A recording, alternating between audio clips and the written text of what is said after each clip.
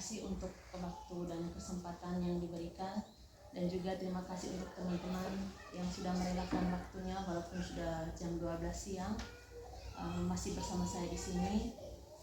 Tujuan saya hari ini yaitu untuk berbagi tentang apa yang sudah saya pelajari di saya sebagai CGP di modul 1.4, dan juga ingin berdiskusi dengan teman-teman semua tentang budaya positif yang sudah kita terapkan di sekolah kita ini. Tujuannya. Terus mungkin kita bisa berdiskusi sedikit tentang apa saja contoh budaya positif yang ada di sekolah kita. Mungkin yang sudah pernah kita laksanakan selama ini, budaya-budaya positif yang sudah ada di sekolah kita. Contohnya untuk anak-anak. Menyapa dengan sopan itu. Menyapa,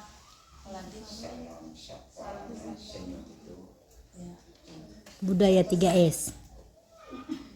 Budaya positif yang sudah pernah tumbuh dan sudah berakar di dalam lembaga kita ini. Salah itu budaya positif yang sudah kita bisa lihat di Lulus, bahwa dalam kaitan dengan budaya positif itu memang sudah kita bisa rasakan sendiri, ya, sudah bisa kita terapkan. Disiplin positif. Ada yang kedua, kebutuhan dasar manusia, motivasi perilaku manusia, 5 posisi kontrol, keyakinan kelas, di sini keyakinan kelas, dan segitiga restitusi. Mari kita lihat bersama-sama bagaimana itu disiplin positif. Ini di sini ada permainan sebenarnya teman-teman. Yang pertama itu cobalah buka. Cobalah buka ini minta kesediaan teman-teman untuk bermain dengan teman sebangku atau di sebelah kiri kanan, atau mungkin kita salah satunya misalnya Ibu Mary menggenggam tangan. Di dalamnya ini ada sesuatu yang sangat rahasia buat kita, yang sebenarnya tidak boleh bisa dilihat oleh siapapun. Kita menggenggamnya kuat-kuat. Terus pasangannya Ibu Helni mungkin bisa ingin mengetahui apa yang ada di dalam genggamannya Ibu Mary. Bagaimana caranya, mungkin bisa memukul, merayu, mengiming-iming hadiah, atau bagaimana saja. Mungkin bisa dicoba. Ya, Ibu Mary. Tidak, kita dua, Ibu Mary. Coba tuh. Ada kue. Alasannya Ibu Yelni sampai tangannya bisa terbuka?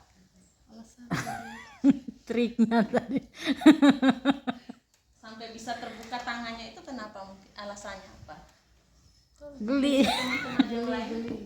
Pengaruh digelitik cara yang dilakukan oleh Ibu Mary itu membuat Ibu Yeni tidak bisa bertahan dengan terusnya dengan spontan terlepas.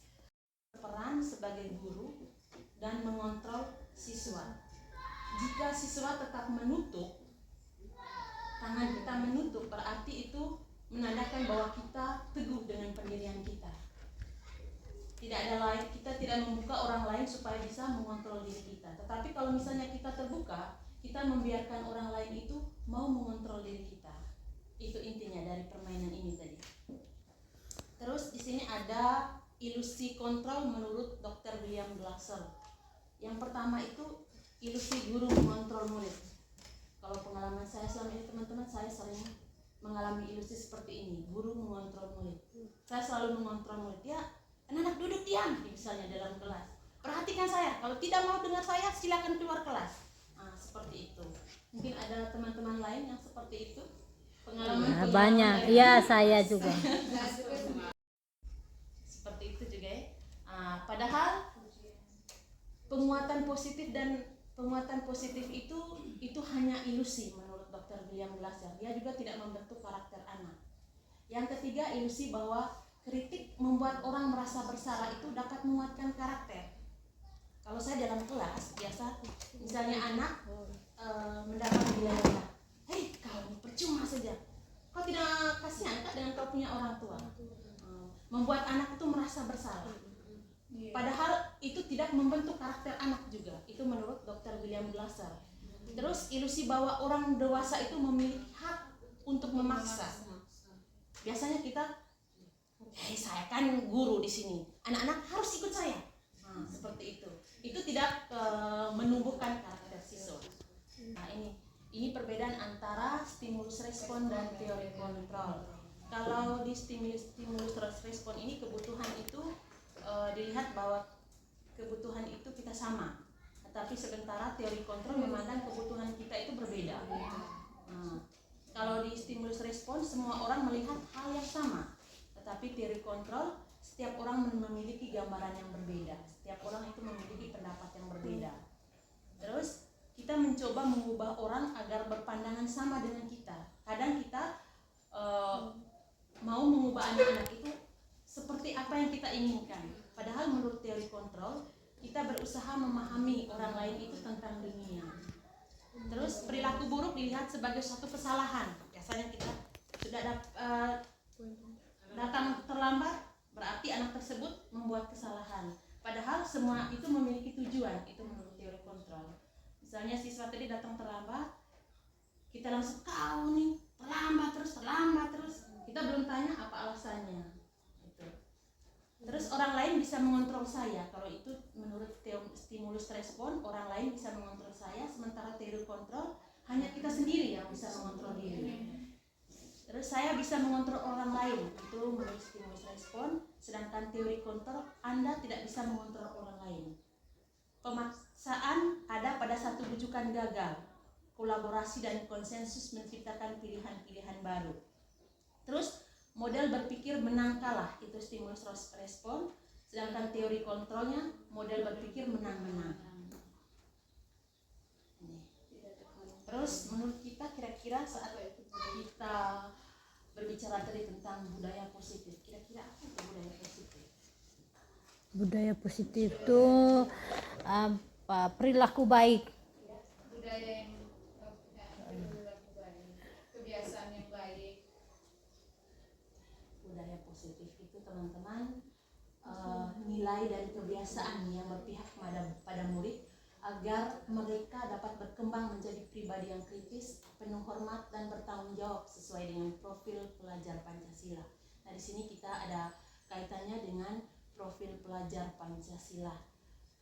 Untuk membangun budaya positif ini dibutuhkan disiplin. Kalau misalnya saya mengatakan disiplin, yang ada dalam pikiran kita itu kira-kira apa? Kira-kira dia berkaitan dengan apa disiplin itu? Berkaitan dengan waktu, apa lagi? Berpakaian, tingkah laku, Tertib aturan. Kalau disiplin menurut pandangan Ki Hajar Dewantara dan para pengikutnya itu adalah nilai-nilai kebajikan. Apa itu nilai-nilai kebajikan? Maksudnya nilai-nilai kebajikan itu nilai-nilai yang kita anut sebagai suatu hal yang positif. Misalnya, contoh umumnya kita berkendaraan atau bermotor, kita memakai helm. Tujuan utamanya nilai positif, disiplin, nilai kebajikannya itu adalah menjaga keselamatan, bukan karena takut akan polisi. Itu maksudnya nilai kebajikan. Nah, sekarang bagaimana cara kita guru? Bagaimana cara kita guru supaya maksudnya anak-anak kita kan selama ini misalnya melakukan A, misalnya mereka datang sekolah tepat waktu, tetapi mereka datang tepat waktu karena Takut. Tapi bagaimana cara kita supaya siswa itu datang tepat waktu karena kesadaran mereka. Itu. Nah, nilai-nilai disiplin positif ini akan membawa murid pada nilai kebajikan yang sesuai dengan profil pelajar Pancasila. Satu itu beriman dan bertakwa kepada Tuhan Yang Maha Esa dan berakhlak mulia. Kira-kira apakah kita sudah terapkan beriman dan bertakwa kepada Tuhan Yang Maha Esa di sekolah kita selama ini? Ya, sudah. Kira-kira apa teman-teman? Sebelum mulai pelajaran. Ya, apalagi mungkin Merayakan hari-hari keagamaan. merayakan hari-hari keagamaan, apalagi mungkin kita punya sekolah itu kegiatan KTKC. Ya, PKC itu ada. Beriman dan bertakwa. Yang kedua, berkebinekaan global. Apakah di sekolah kita sudah terapkan itu? Sudah berkebinekaan global itu. Contohnya mungkin Ibu ya? Contohnya ini kita punya sekolah ini kan terima murid mungkin tidak memandang dari suku, hanya suku satu suku saja toh, Ya, itu. dari berbagai latar belakang siswa yang ada, Penempatan ekonomi, suku yang ada. sosial, kerukunan suku, budaya, ras, agama. Ya, selain itu juga mungkin kita sudah membiasakan anak-anak itu setiap hari Kamis itu Menggunakan seragam budaya. Iya. Ya. Terus yang ketiga, kita masuk ke yang ketiga, bergotong royong. Ya, kerja bakti membersihkan kelas dari yang paling kecil tuh. Ya, bergotong royong ini teman-teman, kita tidak hanya pada membersihkan kelas, Iya. membersihkan lingkungan, tetapi di dalam kelas juga dibuktikan itu dengan anak-anak itu berdiskusi dalam kelompok. Kadang kan sekarang ini kalau kita misalnya suruh berdiskusi, hanya beberapa anak saja yang kerja, hanya 1-2 orang saja. Iya. Sementara teman-teman yang lain itu berkeliaran atau bercerita yang lain-lain itu. Di situ juga dinilai tentang bergotong royongnya, tentang kerjasamanya. Yang keempat, mandiri. Apakah sudah diterapkan mandiri? Mandiri kadang-kadang juga ada itu mandiri itu mau ketika kita kasih tugas anak-anak, misalnya anak-anak ini iya, maksudnya ketika ada tarian mereka melatih diri secara sendiri itu kan, menemukan apa tuh kak? Tugas-tugas kita berikan berupa instruksi teman-teman. Lalu anak-anak ini bisa menyelesaikannya, mengikuti instruksi atau kita punya petunjuk, menyelesaikannya sendiri tanpa bantuan guru. Misalnya kita beri tugas, itu sudah bentuk kemandirian mereka yang kita ukur. Secara sederhana, bukan berarti mandiri untuk anak didik kita ini kan tidak harus pada pekerjaan yang memulai sendiri, merencanakan sendiri. Nah, mandiri yang dalam bentuk menumbuhkan sikap yang seperti itu, dalam bentuk pemberian tugas dengan petunjuk yang kita berikan, tanpa bantuan orang lain mereka bisa menyelesaikan pekerjaan itu sudah masuk kategori mandiri. Baik, Bapak, terima kasih untuk masukannya. Kita masuk yang kelima, bernalar kritis. Apakah kita sudah terapkan bernalar kritis ini? Ya sudah, saya rasa sudah kita terapkan sebagai bentuk contoh, sebagai contohnya dari budaya positif untuk bernalar kritis ini. Kita sering memberikan pertanyaan baik secara lisan maupun tertulis, baik itu berkaitan dengan kemampuan akademik ataupun non akademik, berkaitan dengan perilaku mereka. Kita sering memberikan pertanyaan kepada mereka, pertanyaan penuntun untuk mereka bisa berpikir secara baik dan benar, walaupun ada beberapa yang perlu kita tuntun, perlu kita bantu, tapi hampir semua siswa belajar untuk berpikir kritis atau bernalar kritis, berpikir benar, berpikir baik. Itu seperti yang teman-teman kan biasa laksanakan itu di kelas masing-masing. Cuma mungkin apa yang kita lakukan kurang kita sadari bahwa hal itu sudah kita terapkan. Semua itu sudah bisa kita lakukan di kelas kita masing-masing, di ruang kelas. Saya rasa mungkin kita kurang menyadari, oh ini aspek ini yang mau saya kembangkan, ini yang perlu kita bangun dengan berbagi hari ini oleh Ibu Lucia. Barangkali kita bisa lebih menyadari bahwa aspek-aspek yang mau dikembangkan aspek apanya ya, dalam budaya positif untuk agar sesuai dengan profil pelajar Pancasila yang mau kita bangun pada pribadi siswa. Saya masukan. Baik, Bapak, terima kasih untuk masukannya. Kita masuk yang keenam, kreatif. Ini pengalaman saya kemarin teman-teman tentang kreatif ini. Saya juga seperti yang sudah Bapak bilang tadi baru sadar Kalau anak-anak itu padahal di dalam kelas itu sangat kreatif. Kemarin saya membuat kesepakatan kelas. Saya meminta siswa itu mereka sendiri yang dekorasi, bagaimana penulisannya. Terus saya hanya suruh, ya kamu gunting, ini ibu sudah siapkan kertas origami, kamu gunting bentuk seperti bunga. Dalam pikiran saya ini, saya membentuk bunga itu yang saya tahu hanya bentuk seperti bunga mawar. Tetapi saat mereka gunting, saya padahal ada caranya seperti ini juga. Mereka hanya gunting-gunting, jadilah sebuah bunga yang tidak ada dalam pikiran saya. Itu mungkin salah satu kreatif pada diri siswa. Atau mungkin ada lagi teman-teman? Banyak itu kalau tentang kreativitas anak itu, misalnya saat ada tugas itu lebih banyak mungkin dalam tugas diskusi atau tugas-tugas kelompok.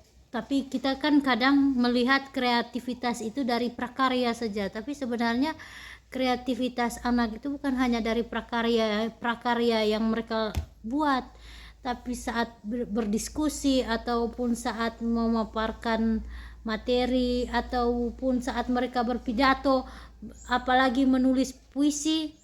Nah, puisi itu kan biasanya kalau misalnya kita kasih tugas, ayo kita tulis puisi seperti kami punya kemarin di bahasa Indonesia yang pertama itu tentang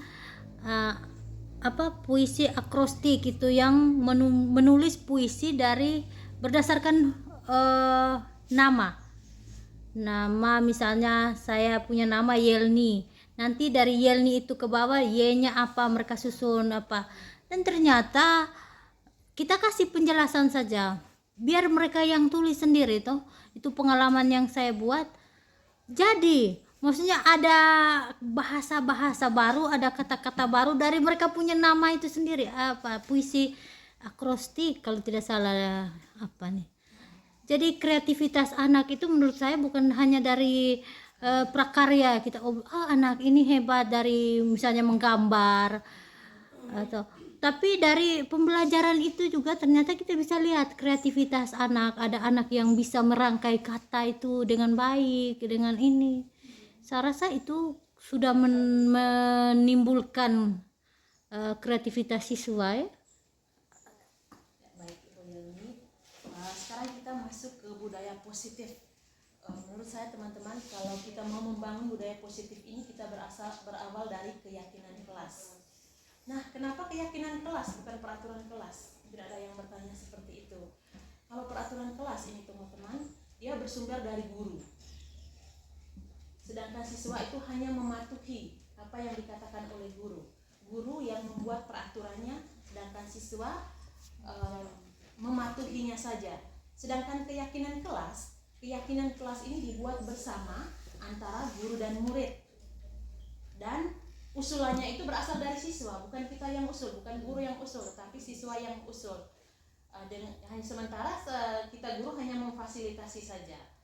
Terus dengan begitu, dengan kita mendengar pendapat siswa, misalnya kelas yang kamu impikan sekarang itu yang seperti apa? Mungkin ada anak-anak yang kami menginginkan kelas yang nyaman Bu, kami menginginkan kelas yang hidup rukun, tidak ada yang baku olok begitu, tidak ada yang baku pukul seperti di kelas 6 kemarin itu. Mereka menginginkan kekeluargaan di dalam kelas.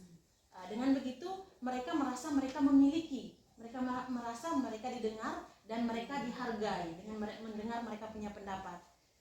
Dengan keyakinan kelas yang bersumber dari siswa ini, mereka menganut sebuah kebajikan, nilai-nilai kebajikan yang mereka yakini. Nah, inilah yang membuat mereka termotivasi. Motivasi ini bukan motivasi eksternal, tetapi motivasi yang berasal dari diri mereka, sehingga mereka lebih tergerak, lebih bersemangat dan lebih bertanggung jawab untuk melakukan keyakinan ini. Terus pembentukan keyakinan kelas ini bersifat abstrak sebenarnya. Dia berbeda dengan peraturan kelas yang lebih rinci dan konkret. Kalau misalnya peraturan kelas datang tepat waktu, Tetapi kalau misalnya keyakinan itu lebih bersifat abstrak dan pernyataan universal. Misalnya datang tepat waktu, berarti dia punya keyakinan kelasnya menghargai waktu. Begitu. Itu perbedaan antara keyakinan kelas dan peraturan. Terus pernyataan kelas senantiasa dibuat dalam bentuk positif. Misalnya kata positif, kata negatifnya tidak boleh terlambat. Berarti kata tidaknya itu dihapus, berarti datang tepat waktu. Kata negatif itu jangan disimpan di dalam sebuah keyakinan, tapi harus menggunakan kalimat positif. Kata tidak boleh, jangan, itu tidak. Terus keyakinan kelas itu hendaknya tidak terlalu banyak, cukup beberapa saja, supaya dengan tujuan dipahami oleh semua warga dan diingat oleh siswa. Semua warga kelas hendaknya ikut berkontribusi dalam pembuatan keyakinan kelas lewat kegiatan curah pendapat, seperti yang sudah saya jelaskan tadi. Kita meminta pendapat dari siswa, misalnya kelas 6 yang tahun ini kita menginginkan kelas kita yang itu seperti apa. Pasti mereka akan, oh kami mau kelas yang selalu rapi, indah, seperti itu. Terus yang terakhir itu bersedia meninjau kembali keyakinan kelas dari waktu ke waktu. Misalnya setiap 1 minggu kita lihat kembali bagaimana peraturan keyakinan kelas kita, bagaimana. Ada yang sudah laksana, ada yang belum. Kalau misalnya belum, kita kasih penguatan kepada siswa. Terus bagaimana prosedurnya pembuatan keyakinan kelas ini? Ini memberikan kesempatan kepada murid untuk bercurah pendapat, itu tadi sudah. Yang kedua, mencatat semua pendapat murid di papan tulis. Saya punya kemarin itu pakai kertas, saya minta siswa untuk menuliskan tentang kelas impian yang mereka inginkan, baru ditempel di papan tulis dan mereka membacanya. Setelah itu melihat mana kalimat-kalimat yang negatif diubah menjadi kalimat yang positif. Terus ajak murid untuk meninjau kembali keyakinan tersebut. Jika ada yang masih berbentuk peraturan, didiskusikan bersama murid untuk menemukan nilai kebajikan atau keyakinan yang dituju dari peraturan tersebut. Misalnya tadi kami mau di dalam kelas ini menghormati guru, tidak saling mengejek, tidak memukul teman. Misalnya mungkin ada pendapatnya siswa seperti itu, kita rangkum menjadi satu, misalnya saling menghormati, seperti itu. Keyakinan kelas ini terakhirnya ditempel di dinding agar dapat mudah dilihat oleh semua warga. Dan juga yang terakhir itu siswa itu supaya melibatkan siswa itu untuk membuat poster kelas keyakinan maksudnya tadi. Misalnya mereka menggunting kertas, menulis, menghias poster itu misalnya dengan bunga atau dengan gambar-gambar yang dari mereka yang kreatif lah, seperti itu. Supaya dengan tujuan supaya mereka, oh ini kami punya keyakinan kami kelas, apa yang kami harus lakukan, seperti itu. Itu tentang prosedur pembuatan keyakinan kelas. Ini ada video saya tayangkan sedikit.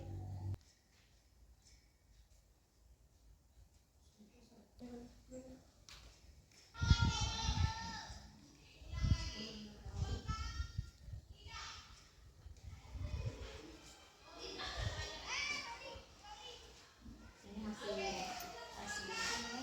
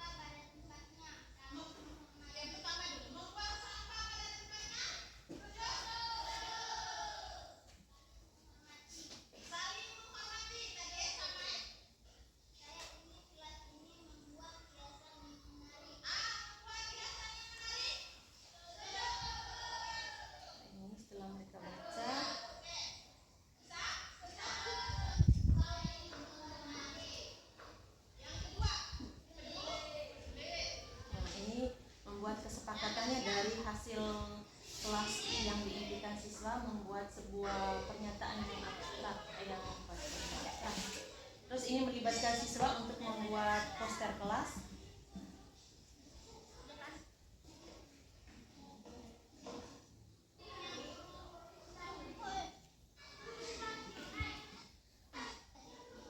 Ini mereka menggunting supaya membuat hiasan.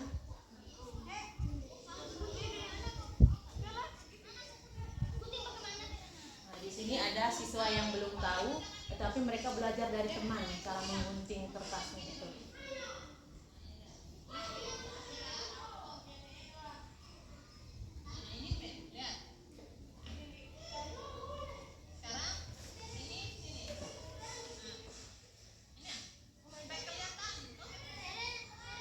Teman dulu kasih tahu bagaimana caranya.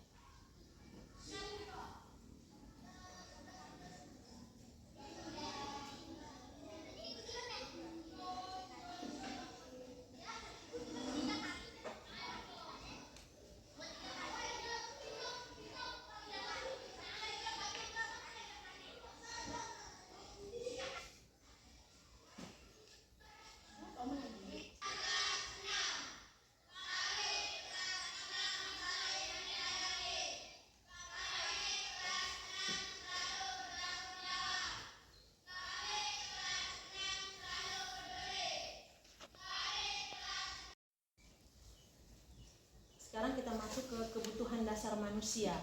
Untuk bisa menciptakan budaya positif tentunya harus kebutuhan manusia itu harus dipenuhi. Salah satunya ada 5 kebutuhan dasar manusia, yaitu kebutuhan bertahan hidup, misalnya makanan, kesehatan, rumah, dan lain-lain. Tidak mungkin anak kalau datang sekolah itu kalau sedang lapar, itu tidak mungkin, karena dia tidak akan bisa mengikuti kegiatan pembelajaran di kelas itu dengan baik. Terus kebutuhan untuk diterima, kasih sayang dan rasa diterima. Ada anak yang banyak buat ribut dalam kelas itu karena mungkin mau supaya guru itu memperhatikan dia. Seperti itu. Terus yang ketiga, kebutuhan pengakuan atas kemampuan. Ada anak, saya ini hebat, saya maunya seperti ini dalam kelas, teman-teman yang lain harus ikut saya. Contoh sebuah kelas dalam kelas, ini Ibu Teci, guru wali kelas 4 di SDN Baikutung, sedang bingung menghadapi ulah salah satu murid di kelasnya, Julio. Beberapa anak di kelas 4 telah datang padanya dan mengeluhkan Julio yang sering meminta bekal siang mereka dengan paksa. Jika anak menghadapi situasi seperti itu, Ibu Teci, apa yang akan kita lakukan? Misalnya kita menghadapi situasi yang dialami oleh Ibu Teci ini. Bagaimana cara kita menghadapi situasi yang seperti ini? Apa yang harus kita lakukan kira-kira? Pertama tentunya panggil dulu anaknya, panggil si Julio itu, ditanya alasannya kenapa sering minta bekal.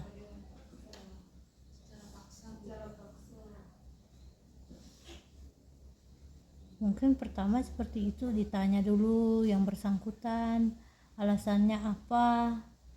Nanti setelah itu baru kita bisa temukan solusinya, alasannya seperti apa. Mungkin di rumah tidak sarapan, mungkin tidak ada uang jajan, atau juga mungkin Atau jajan yang dia ambil dari teman tuh mungkin apa ya, teman belum pernah dia makan kan, maksudnya begitu. Iya, Apa yang dia makan di rumah tidak seenak yang teman bawa ke sekolah itu, mungkin makanannya tidak seenak itu. Dia belum pernah makan mungkin yang teman bawa ke sekolah itu. Nanti beraku sih ya. Saat dia minta mungkin temannya tidak kasih, maka dia dengan cara paksa.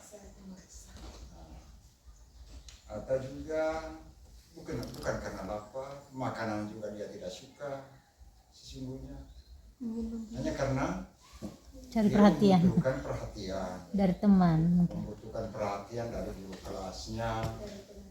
Bagaimana karena dia menghadapi orang tuanya sendiri mungkin tidak sanggup, maka dia dengan berulah di kelas, maka gurunya pasti akan berdialog dengan orang tuanya.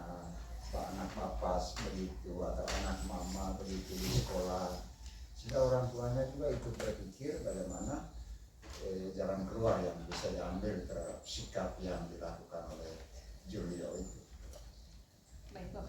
kasih sudah memberi masukan. Ini adalah kemungkinan jawaban Julio yang sudah secara garis besar diterangkan oleh Bapak tadi. Yang pertama itu mungkin karena Julio lapar, itu berkaitan dengan kebutuhan dasar. Terus Julio, yang kedua, Julio ingin teman-temannya memperhatikannya dan guru juga memperhatikan Julio. Itu karena kebutuhan cinta dan akan kasih sayang tadi. Yang ketiga, Julio merasa hebat karena temannya takut dengan dia. Dengan seperti itu teman-temannya takut dengan dia. Ini berdasarkan kebutuhan penguasa. Terus yang keempat, Julio merasa bosan dengan bekal yang dia bawa. Dia mungkin bosan dengan seperti yang sudah Bapak jelaskan, bosan dengan makanan yang itu saja. Maka dia mau merebut paksa jajannya teman. Itu berkaitan dengan kebutuhan kebebasan. Terus yang kelima, Julio hanya iseng dan dia senang kalau melihat temannya menangis atau marah. Dia hanya senang saja, saya mau ganggu dia, saya senang kalau lihat orang menangis, marah. Itu karena kebutuhan kesenangan. Terus kita masuk pada teori motivasi. Teori motivasi ini ada 3 teman-teman. Yang pertama, untuk menghindari ketidaknyamanan atau hukuman. Yang kedua, untuk mendapatkan imbalan atau penghargaan dari orang lain. Nah, teori motivasi yang pertama dan kedua ini merupakan teori motivasi eksternal yang berasal dari luar diri siswa. Sementara yang ketiga ini adalah teori intrinsik yang berasal dari diri siswa, yaitu untuk menjadi orang yang mereka inginkan dan menghargai diri sendiri dengan nilai-nilai yang mereka percaya. Untuk menghindari ketidaknyamanan atau hukuman. Ini sering saya secara pribadi sering melakukannya. Melihat siswa tidak mengerjakan tugas di dalam kelas, saya sering menghukum, misalnya berlutut. Kau berlutut yang tidak kerja tugas. Atau kau keluar kelas untuk sementara yang tidak kerja tugas. Besokan harinya ketika diberi tugas, anak-anak kerja, tetapi kerjanya asalan. Tidak sesuai yang kita harapkan. Itu karena apa? Karena anak-anak menghindari supaya mereka tidak dihukum. Yang penting kerja. Terus yang kedua, untuk mendapatkan imbalan atau penghargaan dari orang lain. Pada awalnya di kelas 4 itu saya dulu membuat punishment dan reward itu. Padahal itu juga motivasi untuk siswa, tetapi motivasi tidak dari dalam, tetapi dari luar diri siswa. Tapi kalau misalnya kita tidak memberikan penghargaan buat siswa, maka dia tidak akan melakukan hal yang apa yang kita katakan, apa yang kita tugaskan. Misalnya, ya siapa yang dapat nilai di atas 60 dapat hadiah ballpoint misalnya dari ibu. Tetapi ketika kita tidak memberikan hadiah, dia tidak akan mengerjakan tugas lagi. Itu dikarenakan karena motivasi itu mereka mengiming-imingi hadiah. Yang ketiga ini untuk menjadi orang yang mereka inginkan. Untuk menjadi orang yang mereka inginkan. Ini saya ambil contoh di daerah saya sendiri. Misalnya ketika Bapak Kepsek sudah omong, ya teman-teman, ini ada kegiatan webinar, tolong ikut. Tapi pas saya mau ikut, saya ikut saja dah. Yang penting nanti Bapak Kepsek tidak marah saya. Yang penting, saya sudah ikut Bapak. Nah itu motivasi yang pertama. Kalau motivasi yang kedua ini, saya ikut webinar supaya dapat sertifikat. Nah itu motivasi yang kedua. Yang ketiga, saya ikut webinar ini supaya bagaimana kira-kira tentang misalnya kurikulum merdeka itu. Motivasi dari dalam diri kita. Bagaimanapun caranya, misalnya, saya ini tidak ada jaringan di rumah, saya harus pergi cari jaringan. Nah itu motivasi maksudnya yang dari dalam diri kita sendiri, supaya kita lebih mengetahui tentang misalnya kurikulum merdeka itu seperti apa.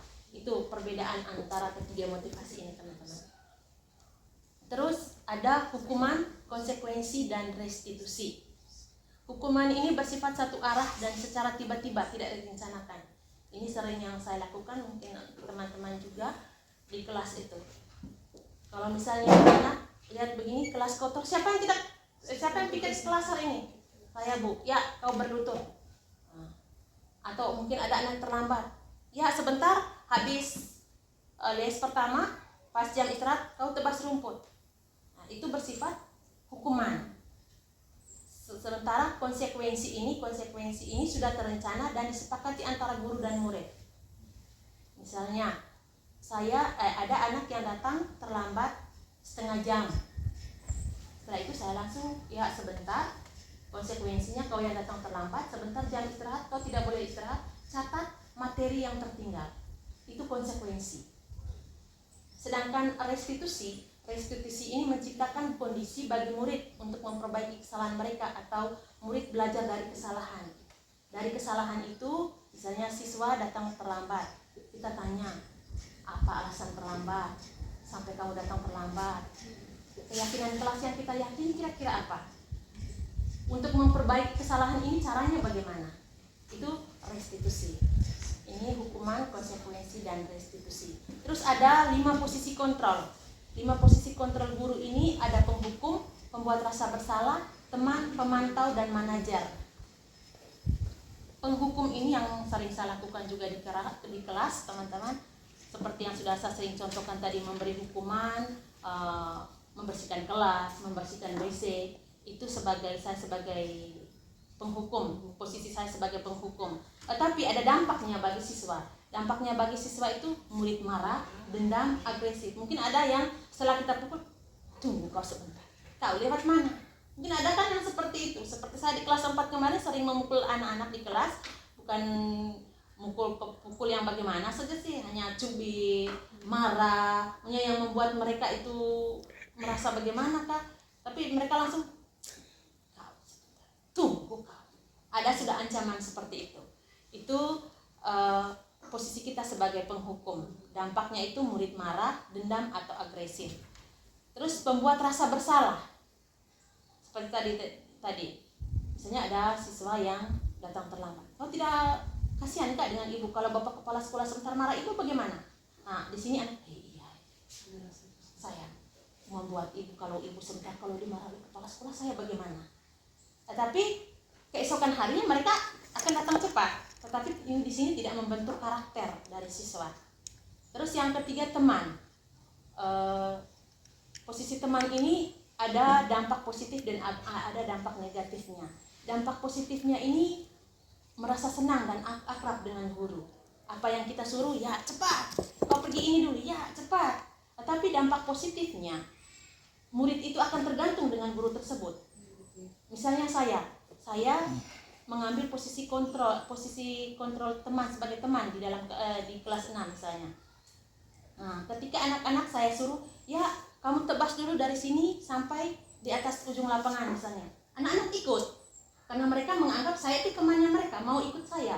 Tetapi ketika misalnya Ibu Mary suruh, kok malas, tebas, ambil saja di ujungnya. Nah, berarti itu dampak dari negatif dari posisi teman tadi. Terus yang berikutnya, pemantau. Pemantau ini murid memahami konsekuensi yang harus dijalankan karena telah melanggar salah satu peraturan.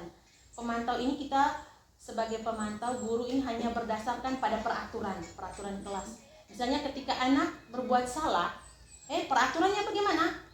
Nah, berarti kita hanya berdasarkan pada peraturan. Yang ketiga itu manajer. Manajer ini di mana posisi guru berbuat sesuatu bersama dengan murid, mempersilahkan murid mempertanggungjawabkan perilakunya, mendukung murid agar dapat menemukan solusi atas permasalahan mereka sendiri. Berarti mereka belajar dari kesalahan mereka dan menemukan solusi dari apa yang mereka atasi, masalah yang mereka atasi itu. Baik teman-teman, ini untuk balik ke sini, untuk yang diinginkan sekarang adalah yang Bapak pendidikan kita inginkan, kita berada di posisi pemantau atau manajer. Yang diinginkan itu di manajernya. Bisa juga pemantau pada saat misalnya kita tidak bisa menegur siswa secara langsung, itu pemantau. Yang diinginkan itu adalah manajer. Untuk mengambil posisi manajer ini ada langkah-langkah, namanya langkah-langkah restitusi, segitiga restitusi. Segitiga restitusi ini adalah suatu proses dialog yang dijalankan oleh guru atau orang tua agar dapat menghasilkan murid yang mandiri. Langkah restitusi yaitu menstabilkan identitas. Menstabilkan identitas ini caranya mendukung apa yang dilakukan siswa. Misalnya saya selalu ambil di siswa yang datang terlambat, karena itu sering terjadi di kita punya sekolah. Kalau siswa datang terlambat pasti hukumannya adalah dipukul, berlutut, atau yang lain-lainnya. Nah, mendukung apa yang dilakukan siswa. Maksudnya di sini teman-teman kita panggil dulu anak yang terlambat, tanya, kau tahu tidak ibu panggil kenapa? Misalnya mereka kata, ya ibu saya tadi datang terlambat. Kita tanya alasannya, apa alasannya sehingga kamu datang terlambat? Menggali siswa itu supaya mereka mau terbuka. Awalnya itu kita memberi jangan, naik sini. Pasti anak-anak kalau kita tanya, dia tidak akan terbuka dengan jawabannya dia nanti. Ya ibu, pasti ya ibu, tidak ibu, pasti jawabannya seperti itu. Tetapi kalau kita misalnya panggil, ya kau main di ibu ada perlu, kau duduk di sini. Kau tahu tidak ibu panggil kenapa? Kenapa sampai kau terlambat tadi? Itu mendukung apa yang dilakukan siswa. Mungkin ya ibu juga sering terlambat. Seperti itu, ibu juga sering terlambat kok. Ibu sudah sering membuat kesalahan. Kita sebagai manusia seperti itu. Itu yang maksudnya mendukung apa yang dilakukan siswa. Yang kedua, validasi tindakan yang salah. Setelah kita memberi dukungan kepada siswa tadi, kau kenapa sampai terlambat tadi malam? Kenapa terlambat tadi? Ibu saya tadi malam nonton film. Film apa Noah? Saya nonton film perang, nonton film apa? Film perang Rambo. Ibu, weh bagus itu Rambo. Ibu juga suka kok. Ya seperti itu. Ibu juga suka kok itu Rambo itu. Kau nonton di mana sampai berapa sampai jam berapa kau nonton? Ibu sampai jam 3. Itu baru kita masuk. Ingat, kita sebagai anak sekolah, langsung kita nasihat sudah. Kita membalikan dari masukan yang positif, kita kembali ke yang negatif yang sudah dilakukannya, seperti itu. Terus yang ketiga itu menanyakan keyakinan. Menanyakan keyakinan itu kita kaitkan dengan apa yang sudah dipelajari oleh masalah siswa tadi ke keyakinan kelas. Kita kembali ke keyakinan kelas. Kira-kira keyakinan kelas apa yang kau langgar ya? Misalnya seperti itu. Atau kau suka tidak kalau misalnya setiap hari ibu panggil terus karena terlambat. Terus apa alasan bagaimana cara dia supaya besoknya jangan terlambat lagi? Mungkin dengan jangan nonton lagi atau bunyikan alarm seperti itu. Itu menanyakan keyakinannya supaya dia tidak merasa bersalah kalau kita marah-marah seperti itu. Biasanya kan kita di sini, Michael, tahu sudah terlambat tadi. Buat apa saya tadi marah? Seperti itu. Itu mungkin hanya sesaat saja. Kalau misalnya kita tidak marah lagi, dia pasti akan berbuat lagi seperti itu. Itu tentang segitiga restitusi untuk menjawab bagaimana untuk menjadi seorang manajer. Itu saja teman-teman pengimbasan dari saya tentang budaya positif. Mungkin bisa untuk kedepannya kita saling mengingatkan dan juga bisa menerapkan apa yang sudah saya bagikan ini ke dalam kelas kita masing-masing. Itu saja Bapak, saya kembali. Terima kasih Ibu Yus telah berbagi pada kita semua, pada teman-teman yang tentunya dalam hal ini sebagai kepala sekolah saya hanya bisa berharap kepada teman-teman untuk tidak sampai pada hal yang lebih tentunya tingkatannya lebih pada instruksi. Apalagi saya berharap teman-teman bisa belajar banyak, bisa berbagi, bisa kolaborasi dengan Ibu Lus yang sudah lebih jauh mendalami tentang pengetahuan terbaru sebagaimana atau seharusnya yang kita buat di kelas kita masing-masing, mulai dari keyakinan kelas tadi yang diturunkan dari peraturan kita buat dalam bentuk keyakinan kelas, kemudian bagaimana pola penerapan. Mari kita bangun kolaborasi agar dari hari ke hari terus mengalami perubahan untuk bisa sampai pada titik yang